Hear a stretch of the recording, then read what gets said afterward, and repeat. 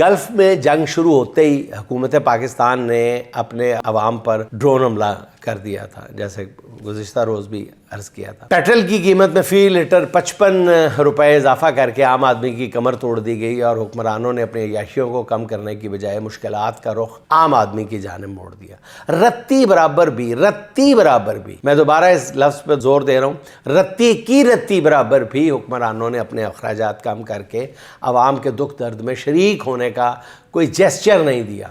کوئی پیغام دے دیتے نا کہ جی ہم 55 روپے آپ کے بڑھا رہے ہیں اور خود ہم یہ کر رہے ہیں، اپنے لیے ہم یہ کر رہے ہیں، ذرہ برابر بھی عوام کے جو زخم ہیں ان پہ پہا رکھنے کی کوشش نہیں کی۔ ملک میں ناظرین سرکاری گاڑیوں کے ایندھن کی سالانہ لاگت جو ہے 95 ارب روپے ہے، مگر اس عیاشی پر کوئی کٹ نہیں لگایا گیا۔ الٹا آپ نے دیکھ لیا ہوگا، بڑی وائرل ہے، یہاں سے ایم پی اے تھی، پتہ نہیں اب ہے یا نہیں، نون لیگی رہنما، اب شاید نہیں ہے، نون لیگی رہنما ہے شمائلہ رانا، وہ ان کا کہنا ہے بڑا وائرل ہے، وہ کہتے ہیں کہ شکر کریں حکومت نے 55 روپے فی لیٹر اضافہ کیا ہے، اگر 110 روپے اضافہ کر لیتے ہیں تو آپ کیا کر لیتے، یعنی عوام کیا کر لیتے۔ ناظرین یہ وہی شمائلہ رانا ہے جو 2009 میں نون لیگ کی جب ایم پی ہوا کرتی تھی تو چوری کے کریڈٹ کارڈ سے شاپنگ کرتے ہوئے پکڑی گئی تھی، جس پر ان سے استعفیٰ لے لیا گیا تھا۔ ماشاءاللہ چن چن کر کیا ہیرے مسلط کیے ہیں اس ملک پر، مگر کہنا ان کا ٹھیک ہے کہ عوام کیا کر لیتے۔ یہاں 17 سیٹیں لینے والے لوگوں کو حکومت پکڑا دی گئی ہے